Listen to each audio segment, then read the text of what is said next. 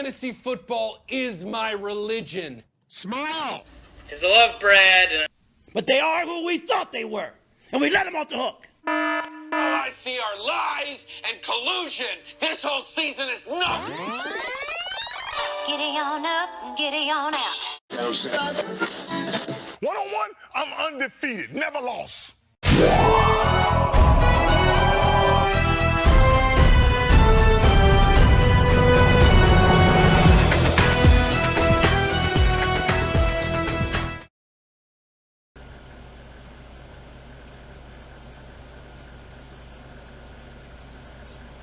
Are we live? We're live. Okay, that's how we're going to start off this season. All righty hey, then. Fellas, welcome to the episode of Fantasy Gravy, the official podcast of the Kappa Sigma Alumni Football League, hosted by me, your 2014 Bunny Champion, never forget, and of course, the Carpenter himself, Stu. What's up, guys? What kind of project you got this season? Oh, I've got to make a team that doesn't get 7th place again. That'd be great. But for today's show, we've actually got a pretty interesting one. I'm surprised you and I have never done this before. We've done different pre-draft shows, but we're actually going to go into draft weekend, kind of what to expect, what we're looking at. I know this is kind of a strange year for us, what we kind of want to prepare for everybody. Draft order, first round outlook, and then the big thing, the big change for this year, we're actually going to do rule changes. And we're going to go over all of the rules that are going to be available and the ones we're going to be voting on Friday night. And then at the very end of it, we're going to talk about a topic very near and dear to my heart. Players going way too fucking early.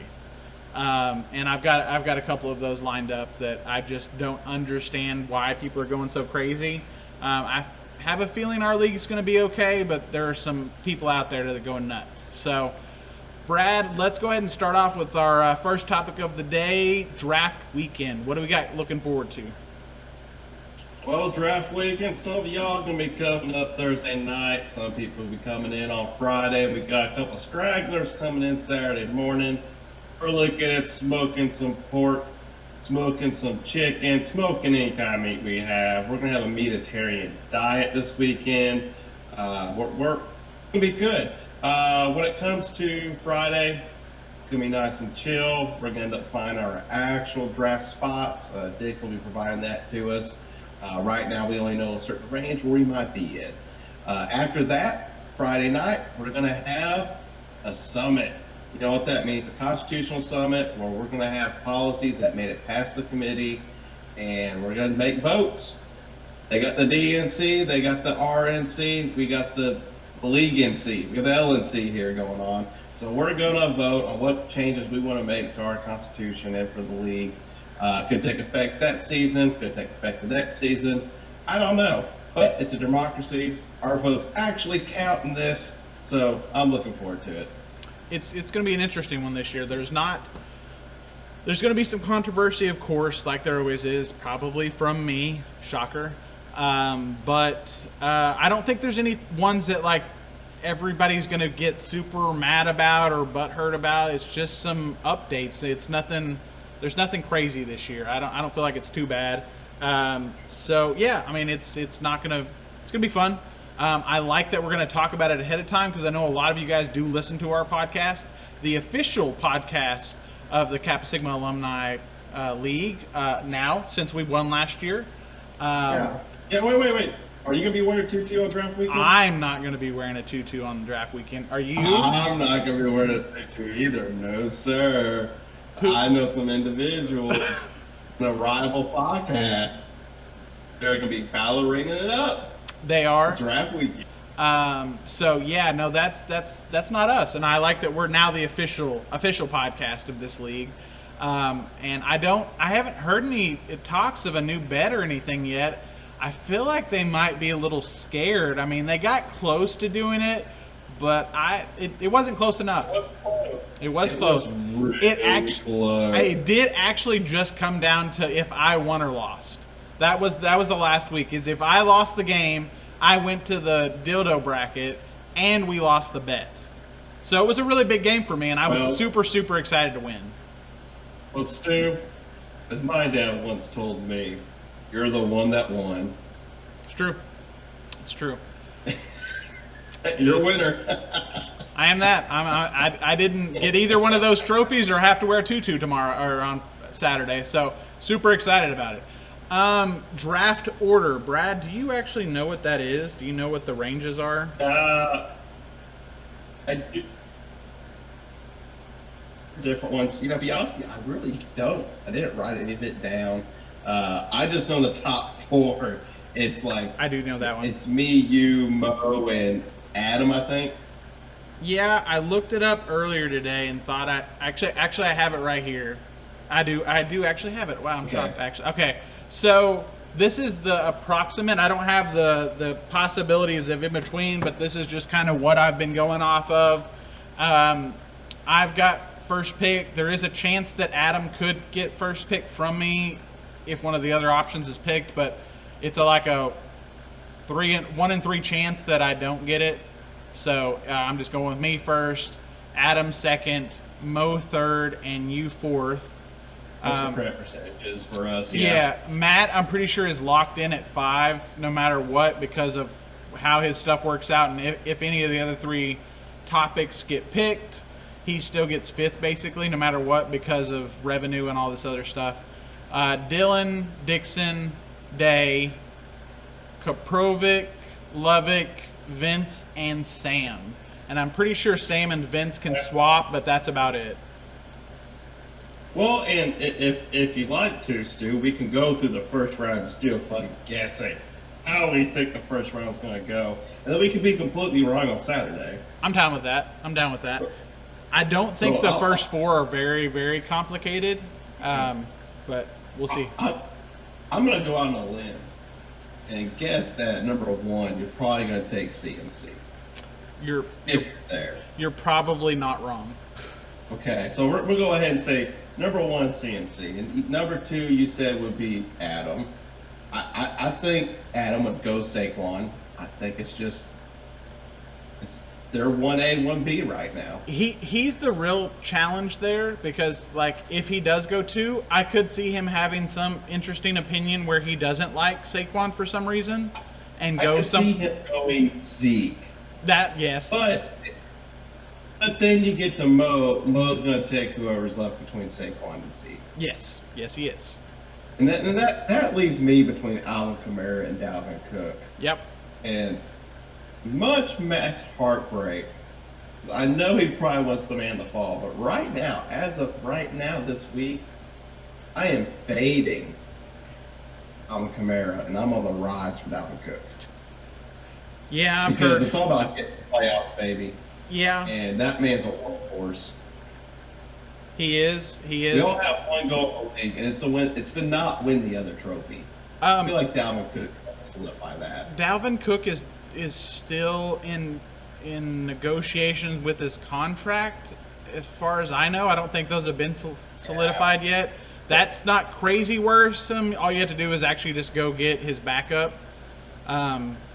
Yeah, not a big deal. You draft him later on that 10th round, but I don't see him missing time. He's already said he's not going to hold out. So I think we're the new player association. You lose a fortune. You lose it's like $50,000 a day. A lot of money. Like I can't imagine losing like my year my yearly salary just kind of going up in smoke in one day. Nope, I'm good. Thanks though. If my work said we're going to charge you $50 a day to not show up if you don't show up, I'd be showing up for $50. This man's definitely showing up for $50,000. Yeah, he is. They lost some positioning in that, but I've heard some other things about Kamara that are a little. His Twitter apparently is very ablaze, and well, the man said I apologize in advance, and it turned out he was just trying to find a place to get a petty. But I've heard some of his conversations of his injury he dealt with last year that he didn't really talk about, and some of that weirder stuff. So I've heard some people fading on him quite a bit. So he may make it to some of these other guys a little later. Yeah, but he said he's 100%. He's looking good. I think it's just an explanation of, for somebody that played hurt last year, he's still like the number 6 running back. Yeah. In fantasy football. So yeah, totally. Still pretty good. So that leaves us Matt, number 5. I think this is the hard part between Alvin Kamara and Michael Thomas. I think Matt goes running back. I think he wants to make sure he gets a high quality one before it comes all the way back around. Well, I feel like if he does go Thomas, he's gonna have to go running back with an upside, which there are a couple that should possibly make it back to him, especially in this league with the weird, crazy picks we make in the first 2 rounds for some of us. I say he's probably going to go Thomas. Okay. That's kind of where I'm leaning. I'm willing to water bet he goes Thomas, and then if he doesn't, woohoo, and it's a free water bet for you. If Dalvin Cook is not available for him at 5, he goes Michael Thomas. Okay. All right. You can make that water bet. We'll go ahead and put that. And we're going to go ahead and pay. We'll go ahead and pay that one out this year because I think water bets are after the draft typically. So, yeah. All right. That one's down. Yeah. Okay. And then who's after Matt? It is Dylan, is what I have. But that's a little bit of variance there, but I think it's Dylan. And that's where it gets a little wonky. Because Derrick Henry's there. Derrick Henry's the focal point of his offense. But Michael Thomas is there, Alvin Kamara. So I think one of them goes off the board. Again, if Matt goes Michael Thomas, then Dylan's taking Alvin Kamara. I'll agree to that because if Matt goes the other way and the other guy's going, I think it's pretty. These guys are kind of going in order for the most part. I mean, I'm going to agree to that because I think Dylan's going to go very analytical and very stat based, and he knows we're half point now, so I don't see him going with Derrick Henry because he doesn't have the PPR upside. Yeah. So I could see him definitely going Kamara, even with a risk there, and possibly just stacking some more safe backups later on. Yeah. And who's after Dylan? Is it Copro? No, it's Dixon and then Day. Dixon and Day. So now we got Dixon. This is where I think it's the surprise of the draft. I think he goes Nick Chubb.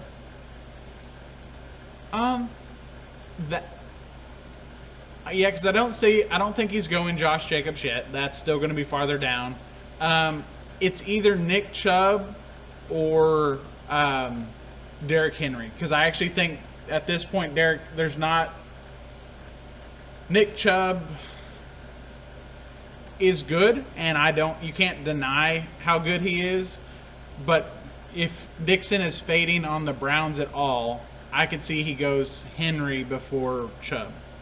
Okay. And the next up would be Day. Make a guess, Brad. That's true wild card.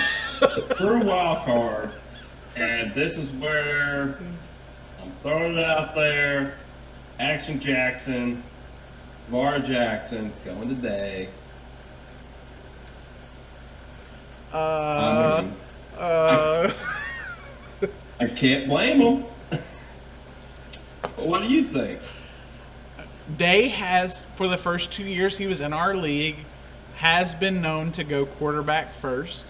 I would hope we have taught him the folly in that, seeing as you and I each got a top 4 quarterback in like the 12th round last year. Yeah, but and Lamar Jackson, he's there. 40 points a game. Okay, but is Day going to follow that, or was he going to pull Patrick Mahomes instead? I mean, I don't fault him either way, really. But I think if you're going to pick, it's going to be the guy. Okay. Because Lamar Jackson's, I love Mahomes, but Lamar Jackson's floor is higher than Mahomes, just because of all the rushing. I don't see it changing. I don't see it changing this season. Mark Ingram's another year older. J.K. Dobbins is a rookie. Still going to be Action Jackson. All right. So next is CoPro, and this is where I think this is Henry.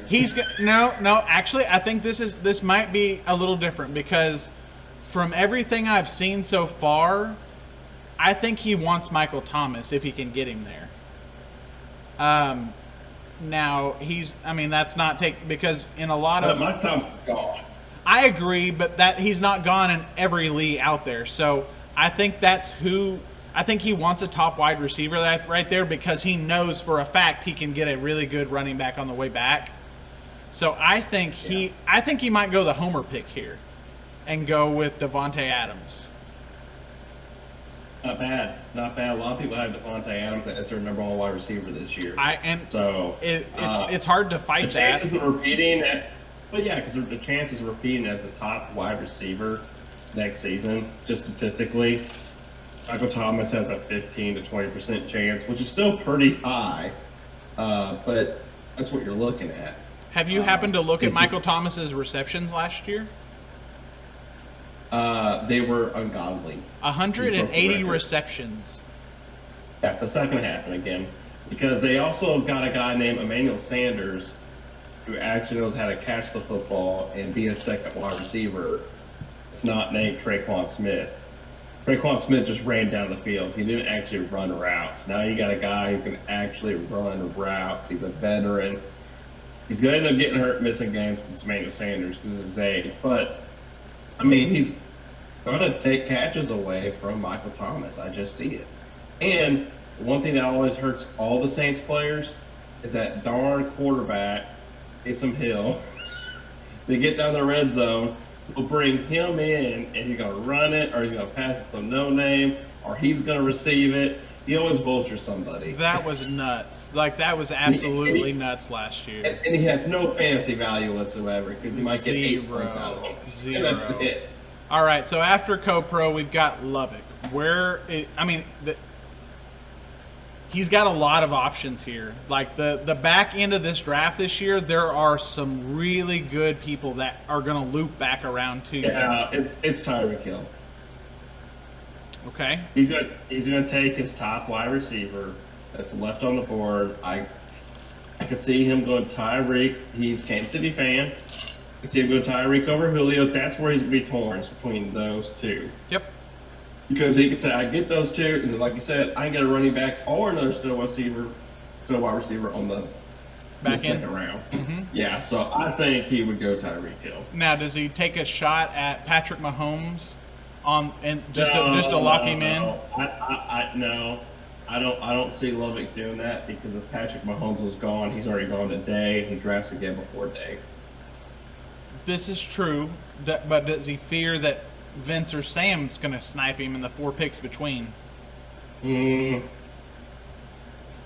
traditionally goes lots heavy on running back, so I don't see that. I agree. So like last year, he went running back. Worked out pretty good. It did. And then, is he going to go Tyreek Hill over Davante Adams? If CoPro doesn't take him there, does take Henry. That's the thing.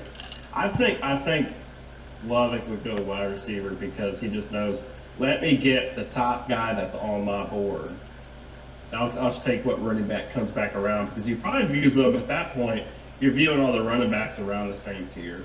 Yeah, no, I completely agree. No, yeah, they're the second. You're into the second tier of running back, if not top of the third. Yeah. So I agree he's going wide receiver, but if he's got a choice between Davante Adams and Tyreek Hill, who does he take? My gut says still Tyreek Hill, but I would take Davante Adams. But at the end of the day, here's the difference between Davante Adams and Tyreek Hill. Okay, Davante Adams is better. Tyreek Hill wins you weeks. When he's on the field. When he plays, he's on the field, and he has those boom games. Now, there are some games he doesn't have games. You actually look at his comparisons. You know what statistically is boom comparisons compared to? Who's Stephon that? Diggs. Very, very close and similar. I'm not joking.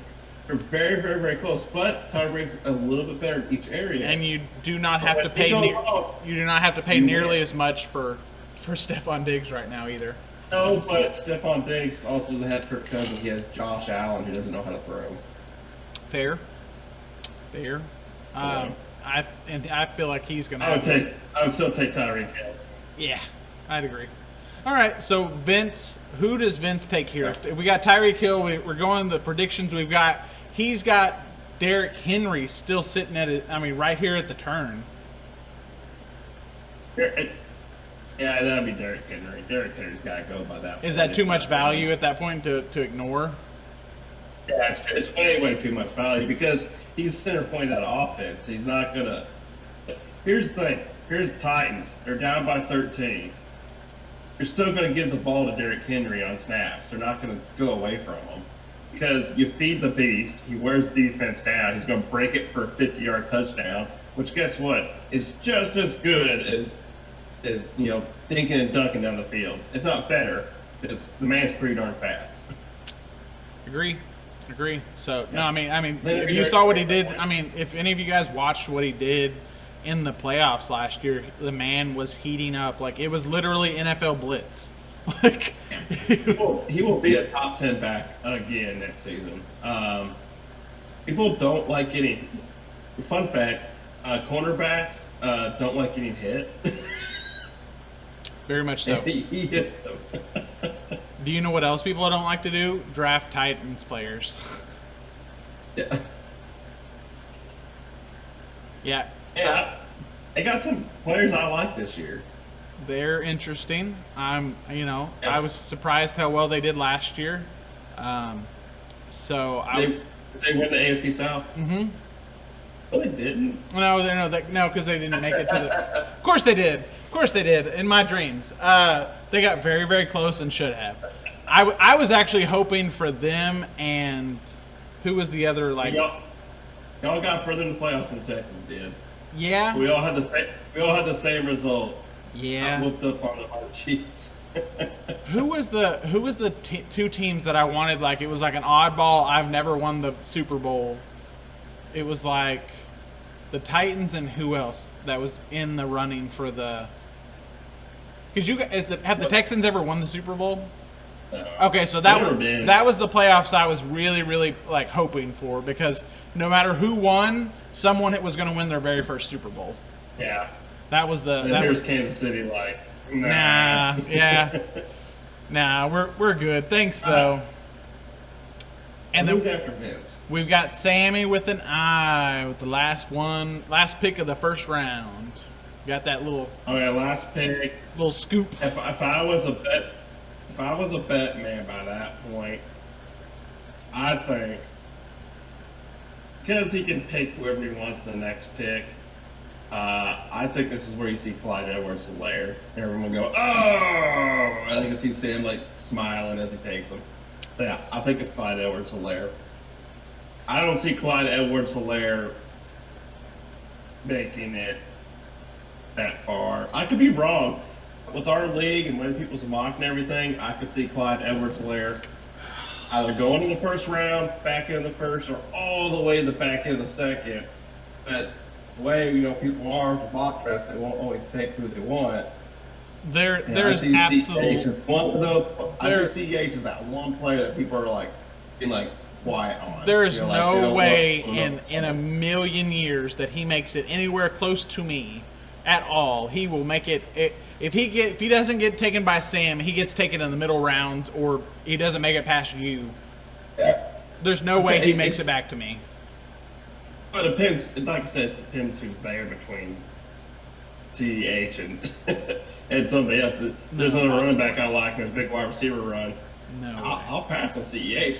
I have yet to see a big wide receiver run. I would be excited. I would be excited if there was a big wide receiver run, as a matter of fact. Yeah. So we will see. This is going to be a very interesting year. There's a lot of different ways the first round alone can go, let alone the rest of the draft. So yeah, I think the top 4 is pretty set in stone. After yeah. Let me rephrase that. Top 3, I think, is set in stone. The rest of it is who knows. Yeah. Who knows? We'll see. But yeah, be interesting. Stu, what's the next on the agenda here? All right. The next big thing is actually going to be the rules changes for this season's proposals. The actual meeting is Wednesday the 19th, and so we're going to edit it, make sure that you guys do get the only ones you're actually going to hear about are the ones that actually are going to make it to proposal. While Brad's looking that up, I want to go ahead and mention what I've been drinking all night. Of course, I'm drinking Mountain Dew, not sponsored. Would love to be. If you want to sponsor us and you see this random video, please come sponsor us. We'll accept anything. Do the do. Do the do. All right, I got them popped up here. All right. The first proposal, which is I don't know if it's going to be received very well. This proposal is to strike Article 9, which is elimination of dildo punishments. Yeah. When I saw this, I actually had a gut reaction of hell no. And then like you kind of think about it, when's the last time we've actually enforced it ever? Yeah. But since Tim had to take a rainbow shot from Old Town. I figure we're all getting older, got married, got kids. That trophy's enough of a punishment. So yeah, if it made it to if this one made it through, I would vote yes and be like, let's get rid of it. Who cares? You know. I see Mo being opposed. Sam could care less, and you're going to try to push it through. So most likely it'll make it to at least a league vote, but I don't know how most of the league will react. I don't really think most of us care. Like there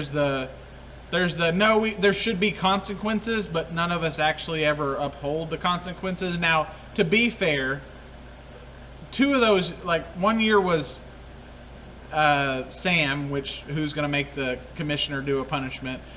What is it? Dylan left right after that, and then Dixon left. So, by the way, welcome back. Welcome back. Welcome back, Dylan. Rod left. Dixon's still here. Not Dixon. Yeah, sorry, Rod. Yeah. Sorry. He left for sandy beaches. He did. He left our hearts. But no. Hey, Dixon. Oh. We'll get it later. You'll understand.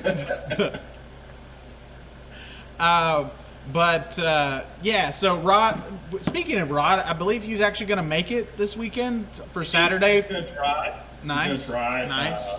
We let him know, of course, come on up. We'd like to see you. You know, it's a kind of a brotherhood event more than anything. Us for all Kappa Sigs. And, we'll see if he comes up. I'd like to see him.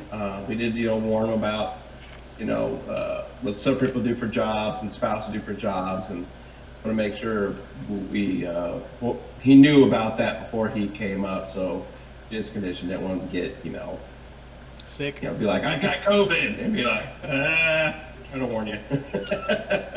So we're always trying to watch out for one another. Yep. Speaking about that, hey guys, let's continue to be safe. Y'all been doing awesome with your social distancing, wearing your masks. Spouses, our whole families, it's a group effort for us to be able to have this draft weekend. And so far, so good. I just want to say thank you. It means a lot to me. It means a lot to my family. Everyone else's families, everyone's doing that. So, a few more days. More days. Wear your mask. Yep. Please. After that, it's on you. But don't ruin draft weekend. Don't you do it. I mean, I would appreciate it if you took your temperature before you left, but that's your own personal choice. You're an adult and I can't force you to do that, but I would appreciate it. Thanks. So If you do have a fever, I got a Yeti bucket, and we'll fill it full of ice water, and we'll put your head and swirl it in the bucket. It may simulate drowning, so if you have a fever, there's a way to fix it. Fair. Quick, it makes it go away. It doesn't exist anymore. Actually, I won't put ice water in it. But we'll see who will put their hand in it the longest, and we'll do a timer. We'll have a contest when people get through 2 new beers in them. So we'll see how the amendment for striking dildo punishments. What's our number 2 here, Brad? The next one we're looking at it's the election of new league members. Basically, it's what to strike at Article 8, Article 2, and it wants us. The original article says league members may nominate someone for membership. A nominee must meet the qualifications set forth in Article 1. Instead, you want to change it to to begin to contact individuals on the league's waiting list and search for replacements. So we'll have to actually keep an updated waiting list. That's fair. I mean, we probably should. So, yeah. Yeah. And then the next one is trade approvals. Article 7, Section 1. It says agreed upon trades shall be approved immediately. I want to add an extra article to it saying that we have it where it's already 24 hours. We have that issue with the app. So instead of making it 24 hours, we'll make it immediately. It's instant. And I want to add a section to it. This is one of my proposals. We'll see if it gets through or not. Section 4, which is if a trade is believed to have been made not in good faith, if collusion is suspected, or if it is believed there is a quid pro quo, the league member suspecting the foul play shall make a complaint to the league commissioner, which in this case would be Sam, and the league commissioner within 12 hours of the trade, he has to receive this complaint. So it can't be like 2 days later or 3. It's got to be within 12 hours. So a good enough time frame. After the complaint is made, within 24 hours of the trade, the league commissioner shall review the trade and conduct an investigation to determine if any disallowed activity took place regarding the trade. If the commissioner finds there is a preponderance of evidence, then a foul play took place, and he shall appoint 2 other league members who are not party to the trade in question, along with himself, to review his findings, and they will vote on whether to allow the trade. A simple majority is it. So I think that way, because before it's been kind of like the commissioner makes it. This way, it's a little bit more democratic. He just picks 2 people. They look at it, they review it. 2/3 wins. So I think it kind of clears everything up. It helps people that are like a bit of a trade review process, but and it's already kind of got one built in within the 12 hours. So because we got a lot of people, like Thursday nights have always been an issue. I think that's the main one. You want to make a trade, but you have to make sure you get it done in time. And with all our work schedules and families and everything, sometimes you're not going to get that trade in until Thursday morning. So I have been a big proponent of this specific one, but we have slowly but surely kind of whittled down the time because I know originally I tried to get it done where we were doing an immediate approval and then having something similar to this, but I don't think my proposal had this thorough of a investigation, the time limit, the actual external party besides Sam. So I like that part, and I like the instant trading so that things can be happen on Saturday. Fantasy is not just your big trades right on like a Wednesday or your big trades on a Friday or something, so that it happens before Sunday. Yeah. With how many trades we've had, we've probably had maybe less than 1% actually had some foul play. So, and they were caught pretty quickly, mainly because people accidentally gave it away. That was the fact that I got him to actually admit. He was like, "Oh yeah, we're totally colluding," and then I was like, "What? Like, is this a crime show that I like? Are we on a crime investigations and you just like gave it up for real? Like, you couldn't last like 3 hours? Like, what's happening here?" Look at you, Sherlock. Okay, so the next one is a draft clock proposal. We don't have one in the Constitution, and basically it's just Article 5 draft clock at Section 5. It just says the league commissioner at his discretion may impose a draft clock with no less than 5 minutes per pick if unreasonable amounts of time are being used to make picks. The commissioner shall also have the power to pause the draft if 3 or more members request a break, with the break lasting no longer than 20 minutes. Because guess what? We got smokers in the league. I think 20 minutes is a fair enough time to smoke a cigarette, get back in. I really don't see Sam really having to push the 5-minute thing, but it's there, just in case somebody's, really dragging along, or the draft's dragging along to speed up a little bit. I think a 5-minute clock's pretty fair. Well, and then it's not super fast. It's not where you're going to be like scrolling and searching down your list like, oh no, time's ticking. Gives you plenty of time. You go get a beer, come back. Everything's good. Well, we've had some issues in the past where people don't make it to the end of the draft, and so you just kind of. I like that. I like that we have a timer for them now, because before we were just kind of. What do we do? Out, and it's a horrible. I'm just saying, if somebody passes out, and it's a horrible pick coming up. Like it's gonna be like your third tight end. It's a crappy tight end. And you know what? I'm just gonna say anything. Sam's gonna be like 5-minute clock. We'll all sit there and watch you. And once it thinks 5, I'll go woo. You'll wake up and go, what happened? We're like, you won. That's not towards anybody specific, I promise. The next one. Let's get through this. Stu has a proposal. I'll see if it gets through. It is for a tight end reception bonus. So like wide receivers or running backs, they all get half-point PPR. He wants to make it where tight ends only is PPR, so they'll get a full point instead of half. So like our app actually gives us the ability to add bonus points per reception.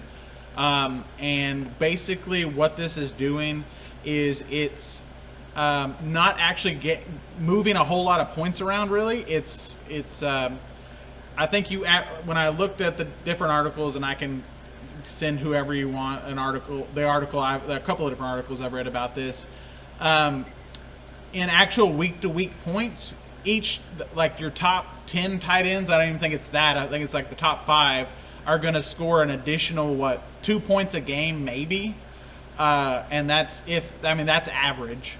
So what it really does is it makes all of the tight ends within the top 25 or 30 basically move up in the rankings, because right now even like Travis Kelce's maybe a wide receiver 3, maybe a wide receiver 2. That would make him a wide receiver 1. And that's what it's supposed to do. It actually, but it only does that specifically. That big of a point jump only really happens to the first 4 or 5, which they're getting drafted. They're getting drafted at that range anyways as wide receivers 1s. It's a tight end premium. Yeah, I know Scott Fishbolt does it. Me, Dixon, and Co-Pro run the satellite one. So there's a tight end premium. The only thing that it's going to do is it's going to make tight ends get drafted a whole lot earlier. At that point, like if this rule is instituted, it would not surprise me at all to see like at the end to see somebody go Kelsey Kittle. It just wouldn't surprise me for somebody to do that. I mean, we had Day did that last year without this, so I mean I wouldn't be surprised at that anyways. But like it just basically makes the bottom, like the other 15 tight ends that don't get drafted normally, it makes them wide receiver 3s instead of wide receiver 4s or 5s. So it just makes those guys, or if you have an injury to Kelsey or have an injury to one of the top tight ends, you actually can go pick up one of those guys and you're not losing 25 points. You're losing 15, 10. I know Stu is pro this one. Obviously, it's your proposal. I'm old school. I'm a dinosaur, so I don't like change. And we all. I'm one of those guys where I'm like, I just had the view of it. Wide receiver and running back, I want to get half a point. So should the tight end, and that's kind of my stance. I'll stand in the grave and yell it. That's okay, because you know what? It's a democracy, and it's up to y'all. I'll get the vote. Majority wins. If y'all vote for Stu's side of it, I'm still gonna play. Y'all vote for my side of it, Stu's still gonna play. And then I'm gonna get the wink. Like, fuck yourself. I won again, fucker.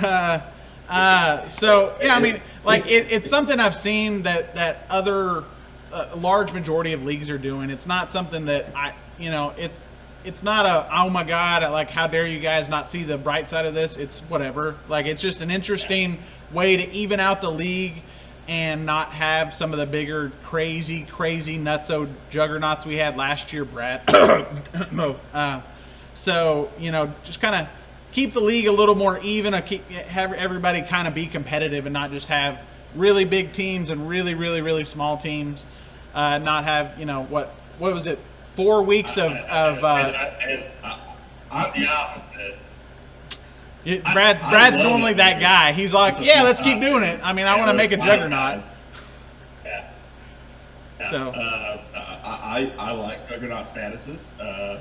I only have one championship to show for it, but continually get a shot, and then I shoot myself in the foot in the playoffs with poor roster decision. So, well, I mean, to be fair, I've had my fair share of not juggernaut and juggernaut times. So, like, I'm in the middle with it, so I don't feel like one way or the other's gonna make the league. It's not. I don't feel like this rule will make the league worse, but I don't think the league will be worse without the rule either. So. It's just an interesting. It's whatever you want to, whatever you feel like will help the league. That's just the way, It's not. It's whatever you want to do. The next one is a proposal to remove negative points for sacks for quarterbacks. I mean, I ain't gonna lie. If me as Deshaun Watson over the past couple seasons. Having stakes in him, I would have greatly benefited from that rule. But yeah, so if you guys want -1 for quarterback sacks taken away, or do you want to keep it?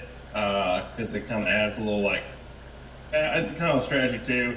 The -1 kind of brings some quarterbacks down toward the others. Like Deshaun Watson's and our quarterbacks that don't have very good offensive lines, but they're really good quarterbacks. They kind of make up for it. But if not, then you're going to have I see you take this away, and you could have all these quarterbacks. You have 6 quarterbacks that are Lamar Jackson-esque numbers. You won't just have one run away with it. You'll have 6 really close because of that -1 taken away. But it would create a disparity between the other ones too. So it'd be really interesting to see how that rule would work out. I'd almost like to see a model of it from last year's numbers, what it would look like. What it would actually change even week to week or game to game.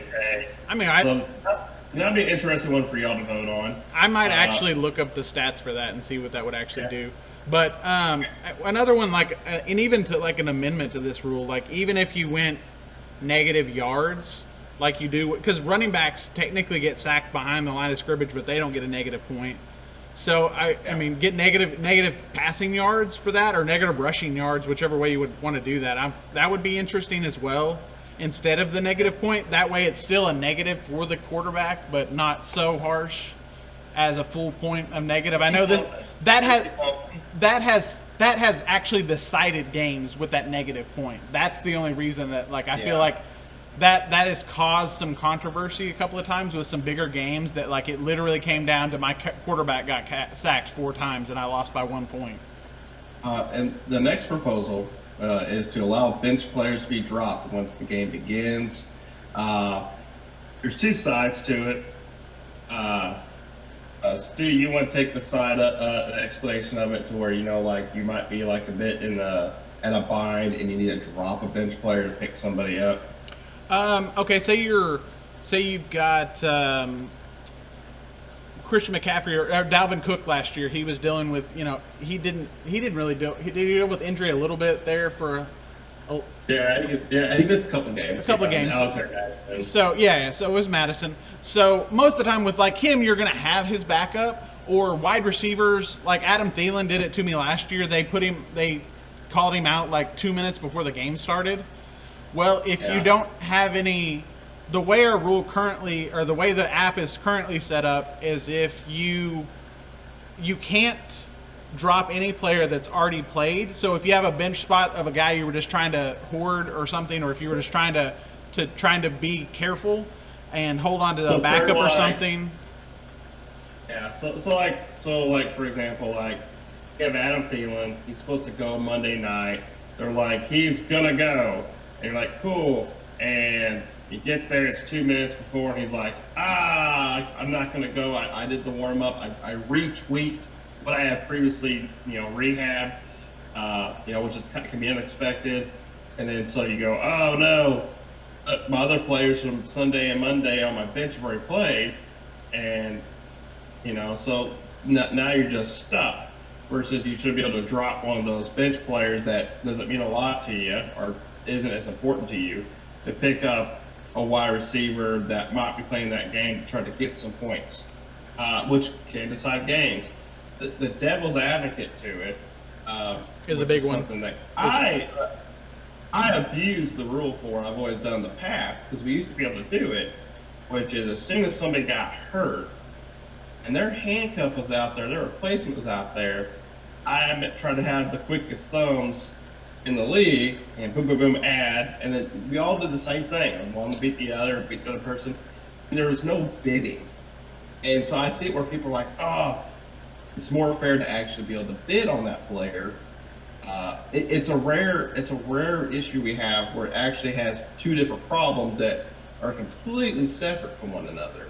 I actually just came up with a solution to that I kind of thought about making a proposal for earlier, but I didn't.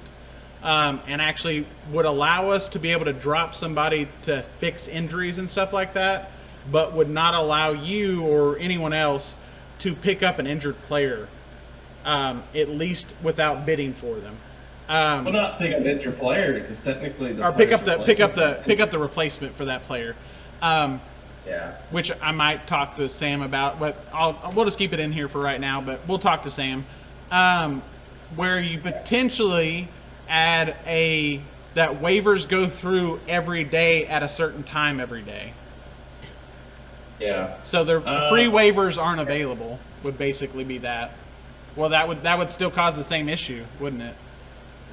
Yeah, it would. So it's just one of those things where it's just going to be a side. Like, are you fine with people having the quicker thumbs than you? You might miss out on a player, so you're not stuck in that position, or the other way around. So it's just going to be a preference on that one. Yep. And then the final one, this is near and dear to Stu's heart. Stu, we have a proposal here to go ahead and take the kicker out of the lineup and replace it with an additional flex. I am against this. I am pro kicker. They're part of the game, dang it. Dang nabbit. Don't take my kicker away. So Brad, I want to just take a moment here. Screw kickers. I hate them. They're not necessary. Not a single one of you bastards have researched a kicker. You really don't care about kickers. You just have always had a kicker. They don't really do anything for your team besides fill up a spot that you don't really care about until when they have to play.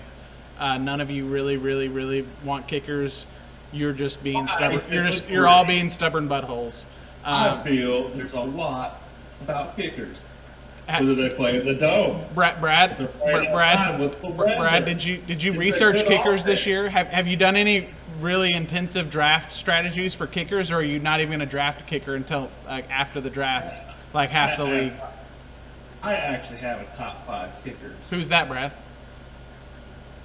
You have Justin Tucker. Uh-huh. You have Greg Zuerlein for Dallas. Okay. You have Will Lutz for New Orleans. Yep. You have Fairbairn for Houston. Uh-huh.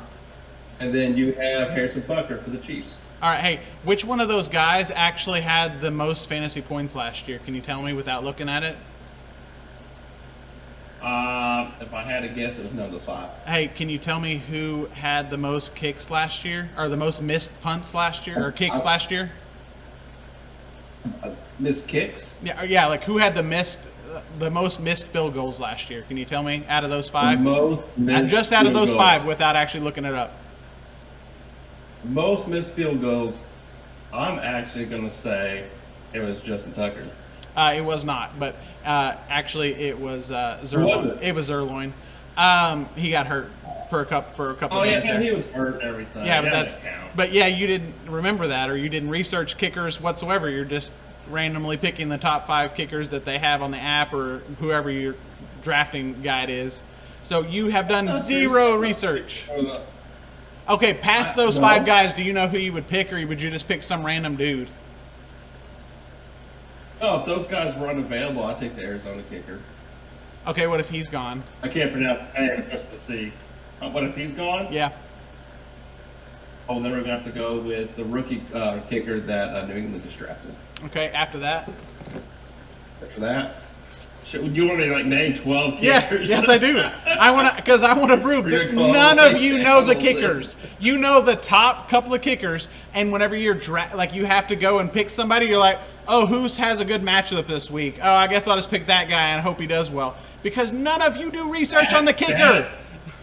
But that does have an effect on the game. If you have a defense that's only allowing 10 points a game, versus a team that's allowing 28, you're going with the kicker and the team that's allowing 28 because more often they're going to have a chance down the field to beat. Yes, that's the reason you just get rid of kicker and add a new flex spot so you have another skilled player.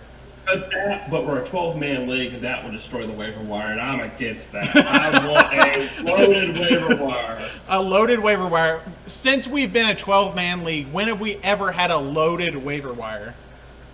We have the Sahara. We have the Sahara Desert, sir. Every single year we have. We don't have waiver wire moves. We have waiver wire moves every week. Tons of it. It's mainly you picking crap players and trying to trade them away. No, that is you. Don't trade Brad. Hashtag 2020. Don't trade Brad. We're going to embargo Brad 2020. That's what we're going to end the podcast with embargo Brad. Every year you embargo me. I'm putting that hashtag in the video title, by the way. That's good. Hashtag Embargo Brad. First episode title. It's happening. Okay. Well, I think that about wraps up the podcast, guys. It does. I think we had a long one. It was a fun one. It was. I hope you guys have a great draft weekend. I can't wait to see y'all up there. Very excited. Best of luck, and KDB. See you guys.